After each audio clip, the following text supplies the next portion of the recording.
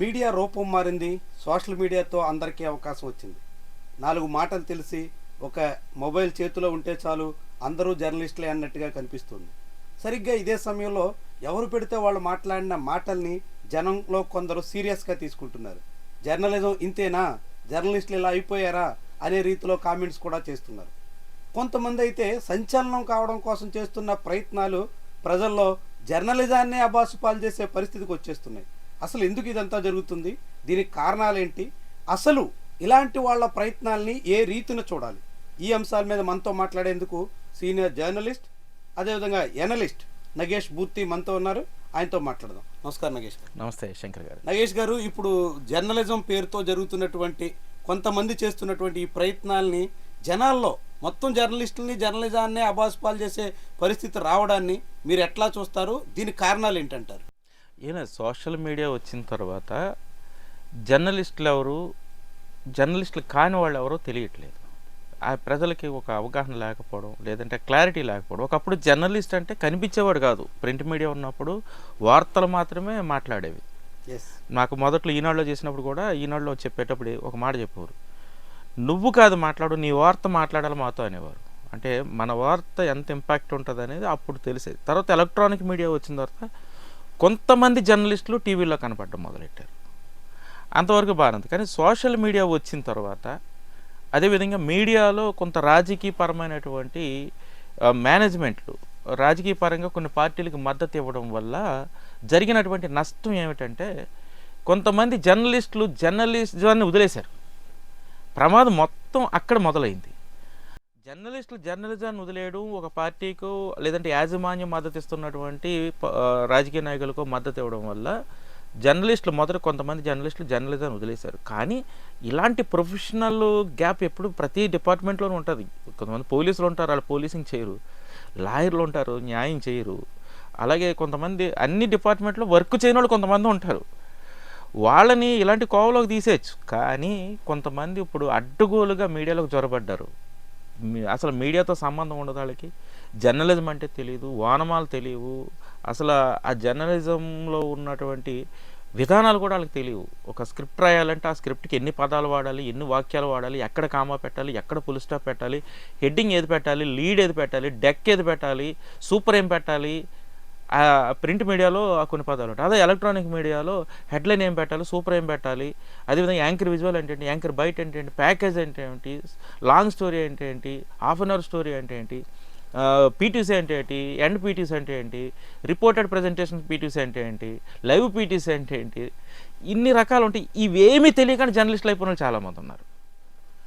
డైరెక్ట్గా మీడియాలోకి వచ్చేసేసి మేనేజ్మెంట్ల ద్వారా రికమెండేషన్ల ద్వారా వచ్చేసేసి హెచ్ఓడీలు అయిపోయిన వాళ్ళు కూడా ఉన్నారు. మన దౌర్భాగ్యం, ఏం చేస్తాం. సో ఇదంతా ఒక ఎత్తు అయితే సోషల్ మీడియా వచ్చిన తర్వాత ఎవరు పడితే వాళ్ళు పాలిటిక్స్ అవి ఇవి మాట్లాడేయడం వల్ల వీళ్ళందరినీ జర్నలిస్టులు అనుకుంటున్నారు జనం. కాబట్టి ఈ గ్యాప్ తెలుసుకోవాలి.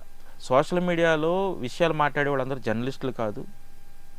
ఈ విషయాన్ని తెలుసుకోగలిగితే ఈ మధ్యకాలంలో కొంతమంది సోషల్ మీడియాలో ఏది పడితే అది మాట్లాడేస్తున్నారు. పాపం జనానికి కూడా తెలియక కింద కామెంట్లు పెడుతున్నారు, జర్నలిస్ట్ గారు మీరు ఇలాగా మాట్లాడకూడదనో, లేకపోతే జర్నలిస్ట్ గారు మీరు అద్భుతంగా మాట్లాడారు. అసలు వాళ్ళు జర్నలిస్టే కాదు. మన బాలకృష్ణ సినిమా కోసం ఒక ఆవిడ మాట్లాడుతూ ఏదేదో 3 కోట్ల టికెట్ దిగాయి, అదని ఇదని ఏదో నేను అలా మాట్లాడుతూ ఆవిడకు కూడా జర్నలిస్ట్ గారు అని పెడుతూ ఉన్నారు. అలాంటి నిజంగా ఆవిడ కానీ జర్నలిస్ట్ బ్యాక్గ్రౌండ్ ఉంటే ఇప్పుడు ఆవిడ జర్నలిస్ట్ కాదు.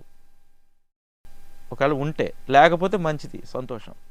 ఆవిడ జర్నలిస్ట్ కాదు. ఇప్పుడు టీవీ5లో సాంబశివరావు గారు ఉన్నారు, ఆయన కూడా జర్నలిస్ట్ కాదు. ఒకవేళ ఆయన జర్నలిస్ట్ బ్యాక్గ్రౌండ్ ఉంటే ఆయన జర్నలిస్ట్ కాదు. ఇప్పుడు మూర్తి గారు, వెంకటకృష్ణ గారు, సాయి గారు ఇలాంటి వాళ్ళు కొంతమంది జర్నలిస్టులు ఉన్నారు. వీళ్ళందరూ మారిపోయిన జర్నలిస్టులు. వీళ్ళంతా మారిపోయిన జర్నలిస్టులు. వీళ్ళందరికీ జర్నలిజం తెలుసు, జర్నలిజం బ్యాక్గ్రౌండ్ ఉంది, అద్భుతమైన జర్నలిజం చేశారు వీళ్ళంతా ఒకనొక టైంలో. కానీ గత్యంతరం లేని పరిస్థితిలో లేదా మీడియాలో వచ్చిన మార్పులో యాజమాన్యాలు ఒక పార్టీలకు మద్దతు ఇవ్వడం వల్ల ఏదైనా కారణాల వల్ల వీళ్ళంతా మారిపోయిన జర్నలిస్టులు. కానీ జర్నలిస్టులు ఇంకా కొంతమంది బతికే ఉన్నారు. నిజంగా జర్నలిజం చేయాలనుకున్నవాడు, నిజంగా జర్నలిస్ట్గా ఉన్నవాడు మెయిన్ ప్లాట్ఫామ్ నుంచి వెళ్ళిపోవాల్సిన పరిస్థితులు వచ్చాయి. మీకులాగా కొంతమంది తప్పని పరిస్థితులు యూట్యూబ్లు పెట్టుకుని. కాబట్టి ప్రజలు తెలుసుకోవాల్సింది ఏంటంటే సోషల్ మీడియాలో మాట్లాడే ప్రతి ఒక్కడు హల్చల్ చేయడం కోసమో, ఫేమస్ అవ్వడం కోసమో, సోషల్ మీడియా ఇన్ఫ్లుయెన్సర్ అవ్వడం కోసమో చేసే వాళ్ళందరూ జర్నలిస్టులు కాదు. ఎస్, మీరన్నట్టు ఈ మధ్య అది బాగా పెరిగింది. ఏదో రకంగా జనాల్లో పాపులర్ అయితే చాలు, వీడియో వైరల్ అయితే చాలు, మనం కూడా ఫేమస్ అయిపోతాం అనేది వచ్చింది. అయితే ఇట్లా జర్నలిజం ఈ రీతిని రావడానికి కొంతమంది జర్నలిస్టులు కాని వాళ్ళు కూడా జర్నలిస్టులలాగా తమకు తెలిసినటువంటి విషయాలనే వాస్తవం అన్నట్టుగా జనాల్లో ప్రచారం చేసే పరిస్థితి రావడానికి ఇదంతా రాజకీయ పార్టీల అవసరాల రీత్యా వచ్చిన మార్పు అంటారా, లేకుంటే ఇతర కారణాలతో వచ్చిన మార్పు అంటారా? ఇది చొరబాట్లు. ముందు మీడియాలోకి జరిగినటువంటి చొరబాట్లు జరిగాయి. అంటే అప్పుడు ఫర్ ఎగ్జాంపుల్ మనం చెప్తుంటాం కదా, మన దేశంలోకి విదేశీయులు చొరబాట్లుదారులు ఉన్నారు, వీళ్ళందరి వల్ల చాలా నష్టం ఉంది, వీళ్ళ వల్ల దేశం నాశనం అయిపోద్దని చెప్తూ ఉంటారు కదా. అలాగే మీడియాకి సంబంధం లేని వాళ్ళు చొరబాటు చేయడం వల్ల జరిగినటువంటి నష్టం ఇది. ముందు కొంతమంది వ్యాపారవేత్తలు ఎంటర్ అయ్యారు ఈ మీడియా రంగంలోకి యజమానులుగా. వాళ్ళకేం తెలియదు, వాళ్ళకి కావాల్సిన వాళ్ళు ఒకరిని తీసుకొచ్చి వాళ్ళ పిఏనో వాళ్ళ ఇంట్లో పనివాడినో లేదా వాడి అనుచరునో తీసుకొచ్చి జర్నలిజం తెలిసిన వాళ్ళు అందరి మీద హెడ్గా పెడతారు. వాడికి ఏమీ తెలియదు అసలు, వాడికి అక్షరానికి ఆకే అమ్మకి కూడా తేడా తెలియదు వాడికి. వాడు చేయడమే పెత్తనం చేస్తుంటాడు. ఈ మీడియాలో కొన్ని జోకులు ఉంటాయి. ఒక చైర్మన్ కూతురు లేదా ఒక యాజమాన్యానికి సంబంధించిన ఒక ఆవిడ ఒక సిన్సియర్ ఒక బాగా వర్క్ చేసే జర్నలిస్ట్ని ఏం చేస్తున్నావు అని అడిగిందంట. అడిగితే 1/2 అవర్ స్టోరీ చేస్తున్నాను మేడం అంటే, మిగిలిన 7.5 గంటలు అడుగు తింటావా అని అడిగిందంట ఆవిడ వ్యంగ్యంగా. అంటే ఒక 1/2 అవర్ స్టోరీ చేయడానికి ఒక 8 గంటలు 10 గంటల టైం పడుతుందని కూడా అవగాహన లేని వాళ్ళు మీడియాలోకి చొరబడ్డారు. ఇది ఒకటి. రెండో ప్రమాదం ఎక్కడ జరిగిందంటే, రాజకీయ నాయకులు తమకి మద్దతు ఇచ్చే విధంగా మీడియాలు మార్చుకునే క్రమంలో వాళ్ళకి కావలసినటువంటి వాళ్ళ ద్వారా మీడియా ఛానల్స్ను కొనిపించడం ద్వారా వాళ్ళు యజమానులుగా మారడం, వాళ్ళు రాజకీయ పార్టీలకి తొత్తుగా మారడం. ఫర్ ఎగ్జాంపుల్ చాలామంది టీవీ యజమానులు చైర్మన్స్ ఒక పార్టీకి మద్దతు ఇస్తున్నారు. ఇప్పుడు బిఆర్ నాయుడు గారు ఉన్నారు, TV5 యజమాని, ఆయన చైర్మన్, ఆయన టీడీపీకి మద్దతు ఇస్తున్నారు. ఆయన జర్నలిజాన్ని సిన్సియర్గా నడిపిస్తారని ఎలా నమ్మేది? ఇలాంటి యజమానులు చాలామంది ఉన్నారు. ఆయన ఒక్కడనే పేరు తీశారని కదా, అంటే ఆయన అందరికీ ఫెమిలియర్ కాబట్టి పేరు తీశాను. ఇలాంటి యజమానులు చాలామంది ఉన్నారు. అలాగే రాజకీయాల పేరు మీద మాత్రమే ఛానల్స్ పెట్టి ఆ ఛానల్స్కి రాజకీయ నాయకులు తమ్ముడో అన్నయ్యో లేదంటే బావమరిదో ఆ ఇంట్లో పనిచేసేవాడు యజమానిగా మారి ఆ ఛానల్స్ని క్యాప్చర్ చేసి ప్రజల్లోకి ఆ భావజాలాన్ని నెట్టే ప్రయత్నం చేస్తూ ఉన్నారు. చూడండి, ఇక్కడ జర్నలిస్టులు దెబ్బతున్నారు. ముఖ్యంగా మనలాంటి వాళ్ళు ఒక 25-30 ఏళ్ళుగా జర్నలిజాన్ని నమ్ముకుని ఇక్కడే బతికి వేరే వృత్తి రాక ఏం చేయాలా, వాళ్ళు చెప్పే అడ్డమైన పని చేయాల్సిన పరిస్థితుల్లో కొంతమంది జర్నలిజంలో కంటిన్యూ అవుతున్నారు. గత్యంతరం లేని పరిస్థితుల్లో కొంతమంది సోషల్ మీడియాకి వెళ్తున్నారు. ఇదే టైంలో సోషల్ మీడియాలోకి ఎంటర్ అయినటువంటి ఇన్ఫ్లుయెన్సర్స్ ఏదో పని పాట లేక చేసేవాళ్ళు, లేదంటే ఇన్కమ్ కోసం చేసేవాళ్ళు, లేదంటే తమకున్న టాలెంట్ని బయటపడ్డ చేసేవాళ్ళని కూడా జర్నలిస్టులు అనుకోవడం పొరపాటు. ఇదే ఇప్పుడు సమస్య. ఎక్కువ మంది ఆ బాపత్తు జనం వచ్చి పెరిగిన తర్వాత వాళ్ళందరూ జర్నలిస్టులు అన్నట్టుగా నిజాలు చెప్పి లేదంటే వార్తలు ఇచ్చి వార్తలాగే ప్రజెంట్ చేసేటువంటి వాళ్ళకి ఏమాత్రం ప్రాధాన్యత లేకుండా పోతుంది. ఇది ఎక్కడి దాకా దారి తీస్తుందంటారు? దీని కారణంగా సమాజంలో వచ్చే ఇబ్బందులు ఏంటంటారు? సమాజంలో జనం పక్కన మాట్లాడేవాడు ఉండడండి, ప్రజలకు పక్షాన మాట్లాడేవాడు ఉండడు, ప్రజల సమస్యలను ఎండగట్టేవాడు, ప్రజల సమస్యలను ప్రభుత్వానికి తెలియజేసేవాడు, ప్రజల పక్షాన పోరాడేవాడు లేకుండా పోతాడు. ఇప్పుడు ఒకప్పుడు పోలీస్ స్టేషన్కి వెళ్తే న్యాయం జరుగుతుందని అనుకునేవారు, కానీ ఇప్పుడు పోలీస్ స్టేషన్కి వెళ్తే రాజకీయ నాయకుడు చెప్తే కానీ పని జరగని పరిస్థితి వచ్చేసింది. అంటే పోలీస్ స్టేషన్కి వాల్యూ తగ్గింది. ఒకప్పుడు లాయర్ దగ్గరికి వెళ్తే న్యాయం జరుగుతుంది, కోర్టుకి వెళ్తే న్యాయం జరుగుతుంది అని, కానీ లాయర్లో పట్టుత్వం తగ్గిపోవడం వల్ల అక్కడ న్యాయం జరగట్లేదని ఒక అనుమానం ప్రజలకు వచ్చేసింది.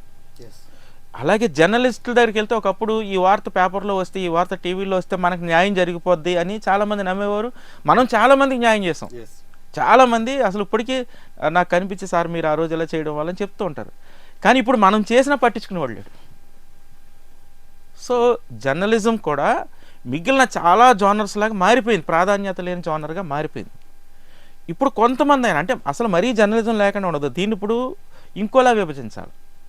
అధికార పక్ష పార్టీలు ప్రతిపక్ష పార్టీల మీడియా అని అంటున్నారు. అంటే వీళ్ళ పచ్చ మీడియా అంటున్నారు, వాళ్ళు బ్లూ మీడియా అంటున్నారు, ఇంకో మీడియా రెడ్ మీడియా, ఏదో మీడియాలు రకరకాల మీడియాలు వచ్చాయి. దీన్ని కొంచెం దీంట్లో పాజిటివ్ చూడాలంటే వీళ్ళ అధికారంలోకి వచ్చినట్టు వీళ్ళ విమర్శిస్తారు, వీళ్ళ అధికారంలోకి వచ్చినట్టు వీళ్ళ విమర్శిస్తారని మనం అనుకోవాలి. ఇప్పుడు అలాంటి దౌర్భాగ్య పరిస్థితులు వచ్చాయి. అంటే ఈ పరిస్థితులు ఇప్పుడే ఉన్నాయంటే ఇప్పుడు కాదు, కార్ల్ మార్క్స్ టైంలో 1836 ఆ టైంలో కూడా కార్ల్ మార్క్స్ ఒక పత్రిక ఎడిటర్గా ఉన్నాడు. అప్పుడు 21-22 సంవత్సరాలు అప్పుడు ఆయన ప్రభుత్వం మీద చాలా దారుణంగా వార్తలు రాస్తాడని చెప్పి ప్రభుత్వం ఆ పత్రికను కొనేసింది. అప్పటి నుంచి ఉన్నాయి, కానీ ఈ మధ్య విచ్చలవిడి అయిపోయింది. ఈ గడిచిన ఈ 2 దశాబ్దాల్లోనూ మీడియాని రాజకీయ నాయకులు వ్యాపారవేత్తలు చొరబాట్లదారులుగా తయారయ్యి వాళ్ళు చేస్తున్నటువంటి అరాచకాలకి అన్యాయాలకి అక్రమాలకి ఈ మీడియాను ఫెన్సింగ్గా పెట్టుకుని చాలా కీలకమైన వాళ్ళు చేస్తున్నటువంటి ఆర్థిక అకృత్యాలు, ముఖ్యంగా ట్యాక్స్లు ఎగ్గొట్టడాలు, డబ్బుని బ్లాక్ మనీ చేయడాలు, వాళ్ళు సంపాదిస్తున్నటువంటి వ్యాపారాలపై అధికారులు ఎవరూ దాడులు చేయకుండా ఉండడానికి దీన్ని ఫెన్సింగ్గా వాడుకుంటున్నారు మీడియాని. అలా కొంతమంది వచ్చేసారు మీడియాలో. సో వీటన్నిటిని రాజకీయ నాయకులు వాడుకుంటున్నారు. సో ఇప్పుడు ప్రజల పక్షాన్ని మాట్లాడేవాడు లేకుండా పోతే కొన్నాళ్ళకి ప్రజలకు ఏదన్నా కష్టం వస్తే చెప్పేవాడే లేదు. ఫర్ ఎగ్జాంపుల్, నేను కాకినాడ ఎస్సీ జట్ మీద 18 స్టోరీలు ఇచ్చాను. అక్కడ తిరిగినప్పుడు వాళ్ళు నా మీద అటాకులు చేయడానికి అది ట్రై చేశారు. ఇప్పుడు అసలు వాటి మీదకి వెళ్ళి వార్తలు రాసేయడానికి దమ్మే లేదు. ట్రైబల్ ఏరియాలోకి వెళ్ళినప్పుడు నన్ను చాలాసార్లు ట్రైబల్స్కి చాలా న్యాయాలు జరిగాయి. ఒకసారి అయితే నన్ను కిడ్నాప్ కూడా చేశారు నక్సల్స్. వాళ్ళకి అంత విషయం చెప్పిన తర్వాత ఓకే సార్, మా తరఫున పోరాటానికి మీరు వచ్చారని చెప్పి వాళ్ళు మమ్మల్ని వదిలేశారు. 30 గంటల తర్వాత దాన్ని మంచి వార్త ఇచ్చాం. ఆ వార్తకి ఒక పెద్ద ప్రాజెక్ట్ ఆగింది. ఆ ప్రాజెక్ట్ ఏంటంటే ఒక అక్రమం ఆగింది, ఒక అవినీతి ఆగింది. ఇప్పుడు ఆ ప్రాజెక్ట్ని యథేచ్ఛగా చేస్తున్నారు. అంటే ఇప్పుడు వాళ్ళ తరఫున మాట్లాడడానికి కానీ చేయడానికి కానీ లేదు. సో ఇప్పుడు ప్రజలకి అన్యాయం జరిగేటప్పుడు మీడియా నిలబడుతుంటుంది వాళ్ళకి అండగానో, అది అవినీతికి అక్రమాలకి అడ్డుగా నిలబడుతూ ఉంటుంది. కానీ ఇప్పుడు ఈ అడ్డు కూడా తొలగిపోయి అసలు ఇదే రైటు అన్నట్టుగా వచ్చేసింది. ఇప్పుడు ఫర్ ఎగ్జాంపుల్ మైనింగ్ జరుగుతుందండి దేశంలో. ఇప్పుడు మన ట్రైబల్ ఏరియాల్లో మైనింగ్లు జరుగుతున్నాయి. ఆల్రెడీ హెడ్ మార్చ్ చనిపోవడం వల్ల చాలా భారీ ఎత్తున మైనింగ్ జరుగుతుందని ఛత్తీస్గఢ్లో వచ్చినాయి వార్తలు. అసలు జరగాల్సిన విషయం అంటే మైనింగ్ తప్ప ఒప్పు అనేది పక్కకు పెడితే మన దేశంలో 35% నుంచి 37% అడవులు ఉండాలి. అప్పుడే ఈ దేశం పర్యావరణ పరంగా, ప్రజల ఆరోగ్యపరంగా సుభిక్షంగా ఉంటుంది. ఇప్పుడు 25% కూడా లేదు. దాన్ని ఇంకా తొలగించే ప్రయత్నం జరుగుతుంది. అది 20కి వెళితే అక్కడ వచ్చే లాభం అంతా కూడా ఈ మైనింగ్ చేసే వ్యాపారుల చేతుల్లోకి పోతుంది. అక్కడ వచ్చే అనారోగ్యం అంతా ప్రజల చేతుల్లోకి వస్తుంది, ప్రజల శరీరాల్లోకి వస్తుంది. అప్పుడు వీళ్ళు సంపాదించిన రూపాయి పట్టుకెళ్ళి ఆరోగ్యాన్ని కట్టాలి. అది కూడా ప్రైవేట్ చేతుల్లోకి పోతుంది. అంటే ఇక్కడ ఓవరాల్గా నష్టం ఎవరికి జరుగుతుంది? పేద ప్రజలకు జరుగుతుంది, మధ్యతరగతి ప్రజలకు జరుగుతుంది. మరి దీని మీద మాట్లాడడానికి మీడియా ఉండదు. ఇప్పుడు మీలా కానీ ఎవరైనా మనలా కానీ ఎవరైనా ప్రజల తరపున మాట్లాడుతుంటే వాళ్ళని ఆదరించే జనం కూడా కరువు అయిపోతున్నారు. ఎందుకంటే జనంలో కూడా ఏమైపోయిందంటే నేను వైసీపీ, నేను టీడీపీ, అది నేను చూడకూడదు, ఇది నేను చూడకూడదు అనే ఒక ఫ్లేవర్ వచ్చేసింది.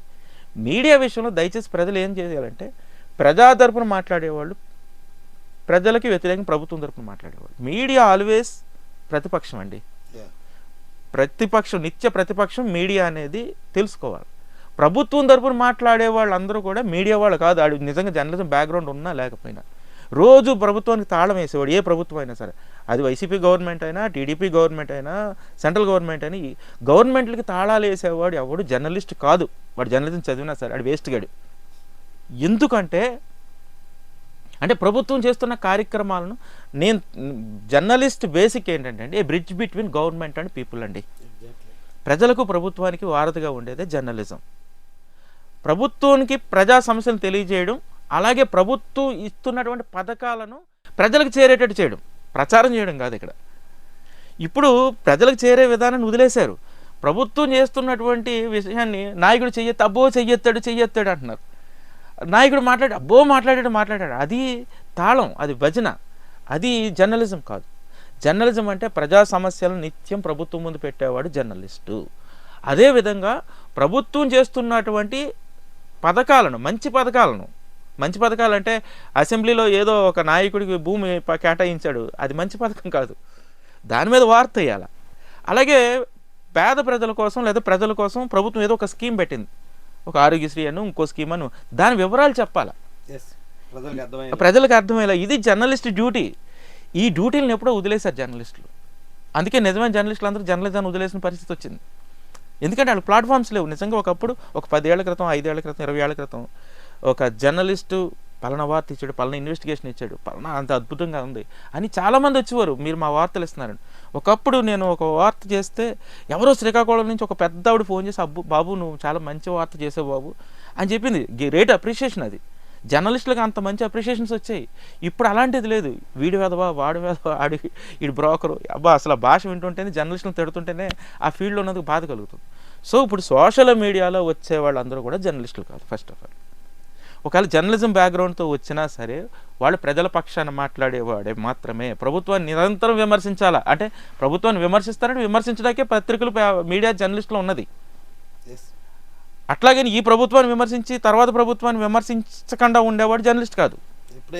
ఎప్పుడైనా జగన్ ప్రభుత్వాన్ని విమర్శించాలా, చంద్రబాబు ప్రభుత్వాన్ని విమర్శించాలా, మోడీ ప్రభుత్వాన్ని విమర్శించాలా, కాంగ్రెస్ ప్రభుత్వాన్ని గతంలోనే విమర్శించ ఉండాలి, భవిష్యత్తులో వస్తే దాన్ని కూడా విమర్శించడానికి రెడీగా ఉండాలి.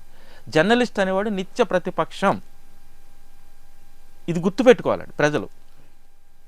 ఓకే, వాస్తవానికి సోషల్ మీడియా కారణంగా కొంత ప్రయోజనం దక్కుతుంది, అనేక అంశాలు వెలుగులోకి వచ్చేదానికి తోడ్పడుతుంది. కానీ అదే సమయంలో కొంతమంది తామేదో జర్నలిస్టులు అన్నట్టుగా చేస్తున్నటువంటి ప్రయత్నాల వల్ల మొత్తం నిజమైన జర్నలిస్టులకి, జర్నలిజానికే తలవంపులు వచ్చే పరిస్థితి ఏర్పడుతుంది. ఛానళ్ళు, టీవీలు పేరుతో చేస్తున్నటువంటి ప్రచారం వల్ల మొత్తం సమాజానికే చేటు జరుగుతుంది. ఇది సమాజం కూడా గుర్తెరగాల్సినటువంటి విషయం. భవిష్యత్తులో ప్రశ్నించే వాళ్ళు, నిలబడేటువంటి వాళ్ళు లేకపోతే సమాజం పూర్తిగా నీరుగారిపోయే ప్రమాదం ఉంటుంది అన్నట్టుగా నగేష్ గారి విశ్లేషణ.